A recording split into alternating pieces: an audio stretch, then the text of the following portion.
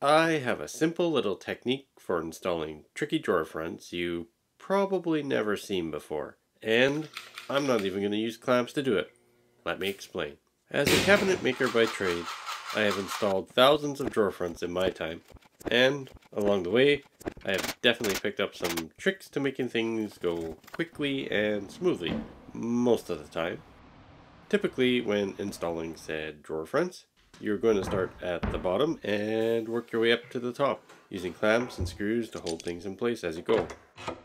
There's nothing too revolutionary about this information so far, but we'll get there. Oh, and by the way, when starting on the bottom, I do recommend finding a way to prop up the bottom drawer to make it easy to hold and clamp things in place.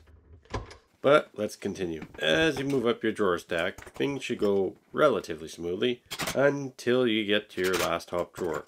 And this is where we run into problems, especially if your cabinet has a full top or the countertops are installed already. When you get to the top, you'll quickly realize that there isn't a way to hold your drawer front and clamp things in place with the countertop in the way. However, it should be mentioned, if you only have a nailer in the way, you could reach over top and screw things in place. Speaking of screws, I'm a big fan of using panhead screws with a painted coating, such as white to match melamine or tinted to match wood. But the best part about them, besides being a Robertson bit versus Phillips, is that the panhead will stop from sinking too far in, accidentally popping out of the face of your drawer front, provided you are using the proper length screw. Now, there is a couple different ways to get around not being able to clamp the top of your drawer or other things such as garbage or spice pullouts. One time consuming and a little more difficult way would be to carefully measure out the exact placement of your drawer box on the back of your drawer and fasten it there and hope and pray that this works. And sometimes it does, but I don't recommend this because if you're ever slightly off with your marks, you'll be redoing it again. Another common way to do this is to drill out the handles on the drawer front and use some long enough screws with some washers to go through the handle holes and suck your drawer front tight enough to the drawer box to hold things where you want it.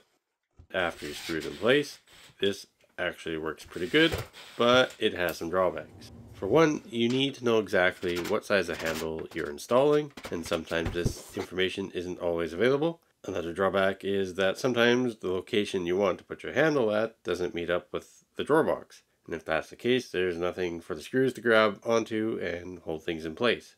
Or quite possibly the biggest drawback to this option is you run the risk of driving the screws in too tight, which in turn can leave dents or marks in the face of your drawer front where the washers are. And that may not be able to be covered by the handles, leaving you some explaining to do to your client. So without further ado, this finally gets us to the technique I promised at the beginning of the video. So when you get to those tricky drawers where you can't use clamps to hold things into place, here's what you need to do. First, make sure all your doors are installed and adjusted properly. I like to start at the bottom drawers and get these lined up with the bottoms and install with some clamps as you normally would. If you have a few drawers lined up side by side, I like to start at the ends first and work my way to the middle towards doors. This makes it easier to properly divide the space up appropriately. Once this is all done, provided your boxes are installed squarely, things should go relatively smoothly until you get to those tricky top drawers. So here's the trick. What you'll do is take a couple of those panhead screws we talked about earlier and go ahead and get those started in your drawer boxes, making sure, and this is critical, to intentionally drive them deep enough that the screws will pop out the front of the drawer box.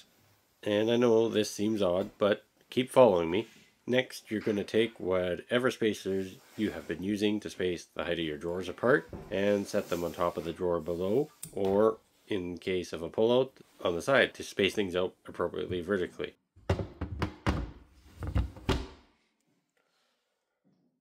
I like using these sticky fast caps since you can stack as many as you like together, and they are sticky so they won't fall off where you place them. Trust me, it gets old pretty quick when you're knocking your spacers off without realizing it.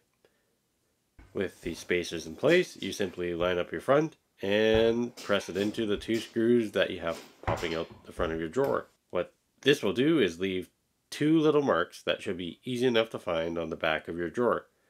Now you will simply take the drawer and take a screw and carefully start it in the little marks in the back of the drawer, being careful not to pop out the face. Once this is done, the little holes will line up perfectly with your screws, getting your drawer front in the exact spot you want it. And it's just a matter of sucking your screws tight.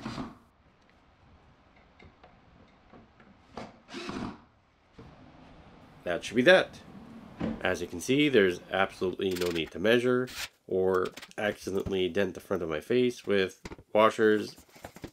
Nice, quick, simple, and easy.